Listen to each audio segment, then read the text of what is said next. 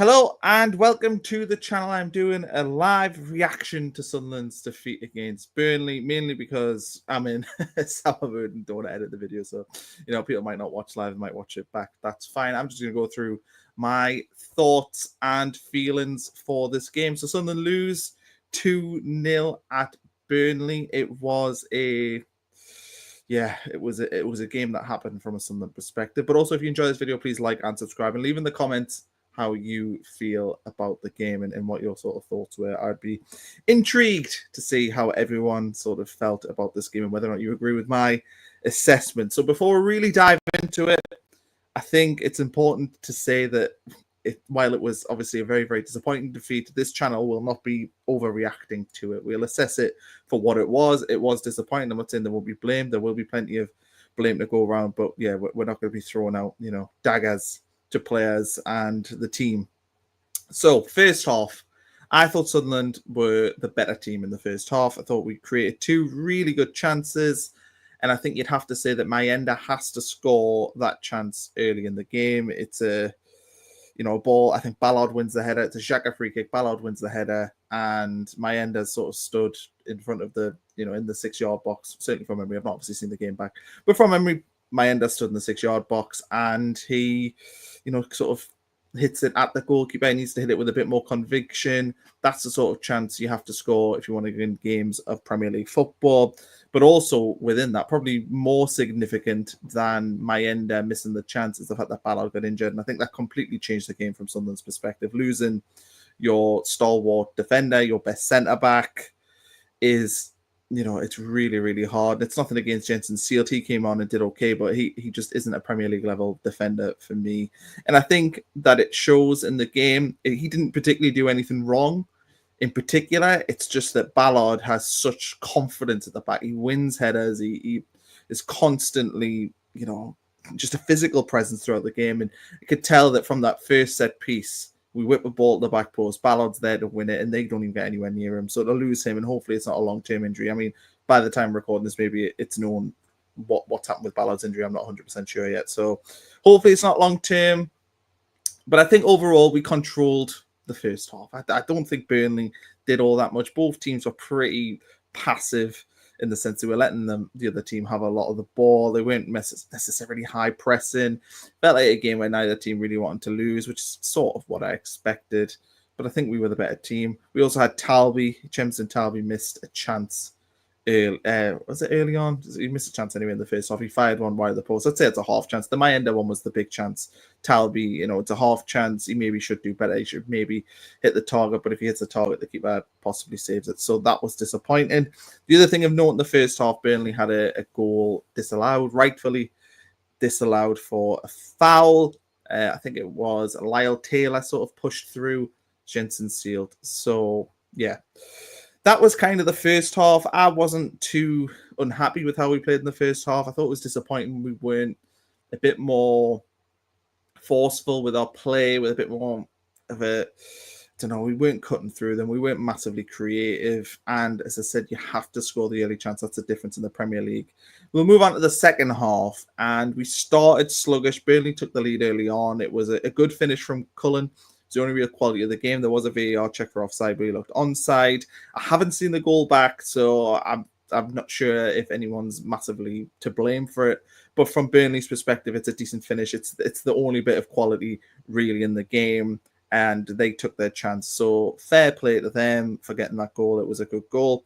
And then they got on top of us for a long period of time. I thought that we didn't react that well to going behind. I thought we struggled to get a foothold on the game. I will say that we kind of rode the storm. It wasn't a massive storm. Look, I don't think Burnley really made our keeper make too many saves throughout the game, but did feel like at that point Burnley had a little bit on us.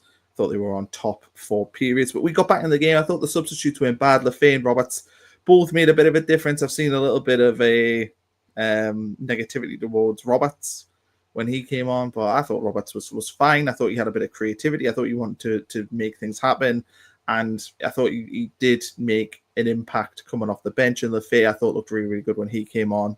And there are probably questions now as to whether Lafay should be getting starts. I don't know. Should Enzo Lafay be starting games of football? I am not 100% sure whether or not Reggie Subris will put him in there, but it's certainly a question worth asking. However, I probably would have done this differently, and it's easy in hindsight, but I thought it was quite safe to sort of keep the shape largely the same at this point.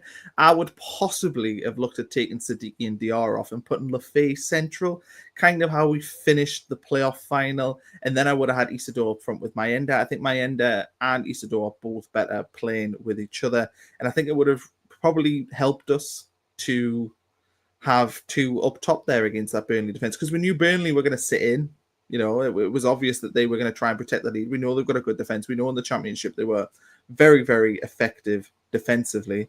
So to me, it probably would have made more sense to put two up front early. I know we did do that with Gio towards the end of the game, but I would have possibly thought about making that change earlier on. I remember at Burnley away last season, Mayenda set up Isidore a couple of times in the game. Mayenda had a chance himself, and obviously we got the two penalties, and that all came when those two were playing up front together. So I would have really thought about changing that, to be honest. I thought that Siddiqui and Diarra didn't have the best of games. I like their energy, and they certainly brought the energy. And I thought that we didn't lose the midfield battle today. It certainly wasn't where the game was won and lost. But would it have made a difference putting Lafay centrally, because he's constantly wanting to get on the ball? Sorry, I don't know. But yeah, that's possibly what I would have done different. But I thought we huffed and puffed. There wasn't much energy on display, and that was the most disappointing thing. We're losing the game 1-0, and it felt like as a team there was a lack of urgency. We were walking at times with the ball out the back, and I was just like, can we not speed this up and try and burst through the lines? That was really disappointing to me, and I thought that it was poor from Sunderland, the fact that we didn't have that urgency. Burnley then grabbed a goal on the break. It was Jaden Anthony, takes the ball. It was just a counter-attack goal. Takes the ball on the keeper and scores. And, you know, that's what they were always going to threaten to do on the break. I don't know how many shots Burnley had. They didn't have many in the game, but, you know, they have two moments, and they score both their moments. And we go back to it.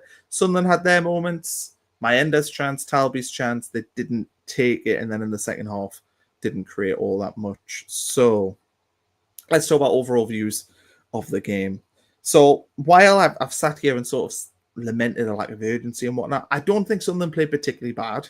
Don't think we can sit here and say that they were poor. I just think that everyone played out like a 5 or a 6 out of 10. There was plenty of sort of endeavour to do things, but it just felt like it was never really going to come off for us, particularly in the second half. And you can't win games in the Premier League when everyone's playing a 5 or a 6 out of 10. I don't think anybody, you know, played particularly bad. I don't think anybody played particularly well. The lack of urgency with 1-0 down is very concerning. I thought the game was quite similar to our game against West Ham last week, where, you know, the tight game in the first half. West Ham, I thought, edged it against us in the first half last week, and I thought we edged it, more than edged it, I would say, in the first half of this game.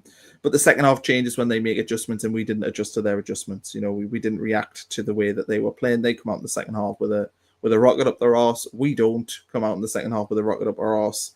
And that kills you in games. It kills you in Premier League games of football. So it was a game of very, very little quality. I think that what we can possibly deduce from that one is that, you know, Burnley and Sunderland will be struggling this season. It definitely felt like a championship game, just in terms of the lack of chances. Both teams very, very cagey. And yeah, it was not a great game of football to watch. I mean, obviously I was transfixed by it because I'm a Sunderland fan. I'm sure Burnley fans were as well. But for a neutral, I don't think this would have been a great game to watch. And I think that we have to look at, we didn't take our chances. You know, Burnley took their chances. And it's a game of fine margins in the Premier League. You have to be clinical. Look at our game against West Ham last week. We had 4 chances really in the game, and some of them weren't even fully chances. Like Isidore's goal's not a proper chance, and Mayenda's headers and Ballard's header, that, you know, they're not like grade A chances. Diarra had the best chance of the game, and he missed it. But that's the difference, and we saw that today. Burnley had 1 chance really of note in the whole game. And I know they had the late goal, but in terms of when the game was level, they had 1 chance and they scored it. And we didn't take our chance early on with Mayenda. And if Mayenda scores that goal in the first 5 minutes, and maybe Ballard doesn't go off injured, maybe Sunderland win the game. But you can't be too downbeat about it. And I think that's really, really important as well. We can sit here and we can sort of lament the fact we haven't won the game today, but we did win on the opening day of the season. I'm sure at the start of the season, we knew that we needed to win one of our first 2 games. We've got a winnable game next week against Brentford, although they did win today. We have to look ahead. We can't, we can't worry about the fact we've lost games. You will lose games in the Premier League. And I think today is a lesson. It's a really good lesson for Sunderland because, that was a game that was there for the taking. Both teams, if they'd lost it or even if it was a draw, both teams would have said we should have, done more and won that game. And Sunderland will be licking their wounds tonight, and they'll be thinking, we've been done really in a nothing game of football. Did we do enough to win the game? Certainly in the second half they didn't, and that will be a real pain for Reggie Slippery that he's is going to sit here tonight without, a point on the board, and a point would have been a fantastic point, put us on 4 for the season and stop Burnley, who's going to be a relegation rival, from winning. But it is what it is. But I would say to Sunderland fans, look, we can't, as a fan base, be up and down too much with results. You have to respect the fact that in the Premier League, you are going to have difficult games. Today was a nothing game. It was a game of very little quality, very little chances, and we've come out on the wrong side of it because Burnley basically had one moment of quality. And fair play to them. Look, Burnley deserve credit. They had a bit of a game plan, and their game plan was to stick in the game, try and keep it at 0-0, not give Sunderland a chance to hit on transition. And that's what they did. And I think as well for Sunderland, this is probably a really hard opponent for us. Burnley are probably going to be the only team in the Premier League this season that will be happy to sacrifice possession and sit defensive. Sunderland have built a team that is there for transition. It's a team that needs to hit teams quickly on the break. It is not a team to sit, and play against a low block. And Burnley do that. So this was a bit of a horrible game for Sunderland. I'd kind of hope Burnley would have had more of the ball throughout the game. And I kind of hope that Sunderland would have, been able to hit them. But Burnley weren't happy to do that. They were willing to let Sunderland have the ball. They weren't pressing us when we had it in defence. They were letting us knock it around. We don't really have an answer for that. It's not our game plan. And that's something that the manager needs to work on. That's why I think a player like Enzo Lafay today would have been, very, very useful. I think Patrick Roberts, you look at that, you're playing against a team that is in a low block. Does it make sense to have somebody who can dribble the ball? Potentially, yes. So I think Sunderland will learn a lot from this game and how to approach, games in these sort of situations.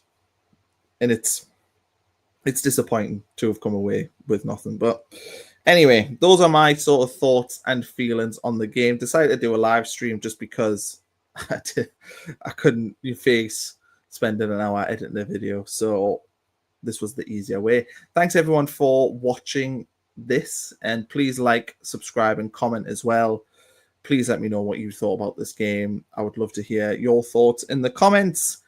We'll catch you for another video. I think I'm doing an interview tomorrow with Graham Falk, and we'll go through the game in a bit more depth, and we'll catch you down the road. Don't get too downbeat, Sunderland fans.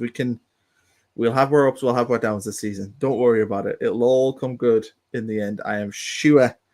And we probably need to sign a centre-back this week, but we'll focus on that tomorrow. So enjoy your weekend. We'll catch you for the next video.